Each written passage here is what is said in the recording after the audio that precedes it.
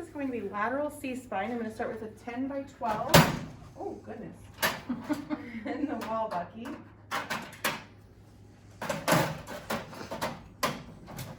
I'm at 72 inches because with the C-spine, when we put her up there lateral, there's going to be some OID. So we need a little bit more SID to compensate for that.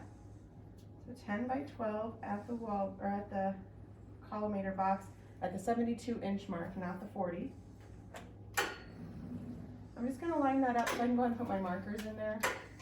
I can also see that this box represents my 10 by 12.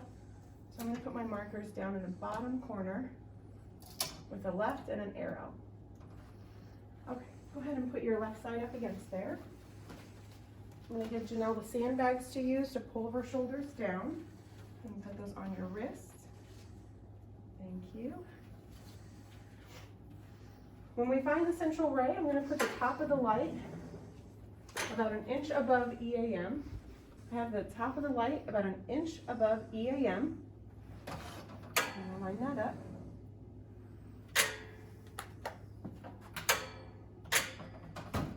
Okay, and then I'm just going to center her side to side. So I'm going to bring her forward so that those crosshairs should fall right at C4. And then you should have equal distance between C7 prominence in the back and EAM. So that central ray should be right in between those two, and you should have a little bit of light past both. I'm going to say take a breath in, blow it all the way out, relax your shoulders down, and expose. So we're going to do the oblique C-spine. So again, we're at 72 inches because we still have that OID. I'm going to angle the tube 15 to 20 degrees. And I'll just bring that up so it's around the right area for me. I'm going to keep my light field open 10 by 12, and I'm going to come over to the board now. So when we do these, we want to make sure we are thinking about which side we're seeing the best. So we're looking for the intervertebral foramina and the pedicles on this. So when we do an AO, we're going to see the side that's closest to the board. So Janelle, I'll have you face the board. And then I'm going to have you rotate your shoulders this way. Yep, she's going to rotate 45 degrees. So we're doing an RAO because her right side is down. So I'm going to use my right marker and my arrow, and I'm going to put it in the top corner over here with her right, on her right side, because that's the side we see the best. Next, I'm going to line up my central ray to be at the level of C4, so right in the middle of the neck. You should have a little light above EAM. Good. And then side to side, I'm just going to rotate, or not rotate, but shift her side to side to make sure she's in the middle. Again, looking at EAM and that vertebral prominence back here, you should have equal light past, or that central ray should be right in the middle of those two pieces of anatomy. And then I'm going to line up my Bucky. I'm going to bring this down in front of you. Like that. Okay, last thing I'm going to do is just adjust her head to make sure that we are able to see all of those intervertebral foramina. So the first thing, I'll adjust her head to make sure it's going with her body. And then I'm going to have her look up just slightly and then just barely turn away from the board. What that does is it gets the mandible away from the intervertebral foramina on the bottom side there. Blow all your breath out. Hold it out and expose. So we're going to do the LAO next. So Janelle, I'll have you rotate your body here. Good. So again, she's 45 degrees. She's going to turn her shield. Thank you. Take those markers out of there. Thank you. Okay, so I'm going to switch my marker onto this side because now her left side is down. And again, I'm going to put it at the top of the cassette. Just like that. Okay. I should still fall right around C4 because she hasn't grown any and she's about the same obliquity. And then you should have a little light above EAM. Bucky should be lined up. And then side to side, I'm going to check that we're in the middle of the EAM and that vertebral prominence again. And then the last thing I'm going to do is adjust her head. So I'm going to again start with it in line with her body, raise it up slightly, and then just barely away from the board.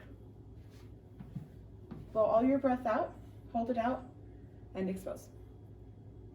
This is AP Axial C-spine. So I brought the tube into 40 inches. I've got an 8x10 cassette. You can use 10x12, but then you'd have to collimate because the C-spine's not that big. So I'm going to open this 8x10. And on this view, we're trying to see C3 through C7. So we're going to try to see all of the bottom 5 C-spine vertebrae. Go ahead and put your back up against there. Thank you. And I'm going to angle the tube 15 to 20 degrees, cephalic. Bring it down so I don't blind Janelle. I'll have you raise your chin slightly for me. That's great. And I'm just going to make sure she's nice and straight and looking perfectly straightforward. The central ray is going to be right at C4. So underneath of the chin, so wherever the chin falls, right under there is C3, and then down a little bit more is C4. And I'm going to line up my Bucky. Just like that.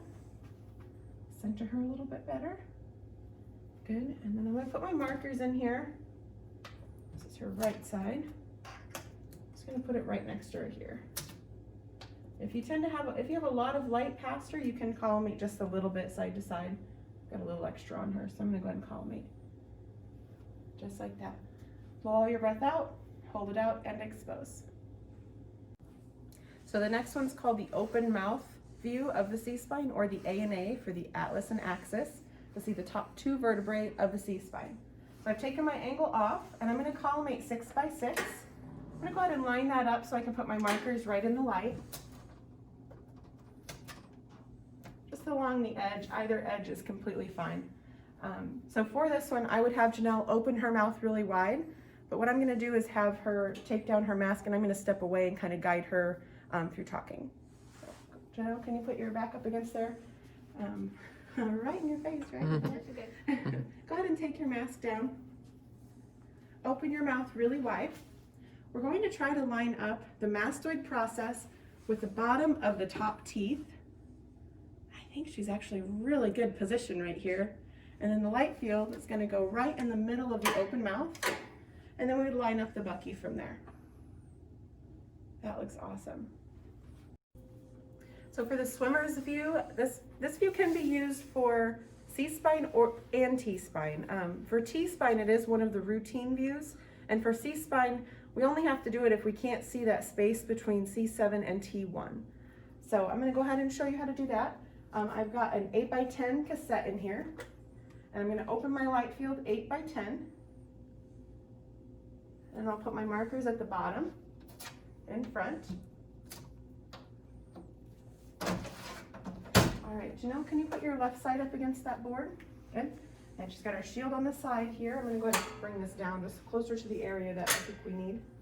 I'll have you put your left arm all the way above your head so it raises your shoulder. And all the way against there, yep. And then we'll drop this right arm down. So we're separating these shoulders drastically. I'm going to bring that tube down so that it goes through her jugular notch. So here's her jugular notch. I'm going to turn her so you can see that a little bit better. You can see how it's going right through her jugular notch there. I'll get you nice and lateral again. And then I'm going to bring this Bucky down. Okay, so last thing I need to do is center her side to side. The area we're looking at is right back here, and we can feel this, so we need to be a little bit more posterior than mid-coronal. So we're going to go back a little bit, and I like to put my fingers above that C7 vertebrae and below it, and just make sure that the tips of my fingers are both in the light there. All right, Janelle, blow your breath out, hold it out, and expose. Now, if their shoulders don't separate, what you can do is add a slight caudal angle. So that way the path is going opposite the shoulders. And then we would just line this up. Still going through jugular notch.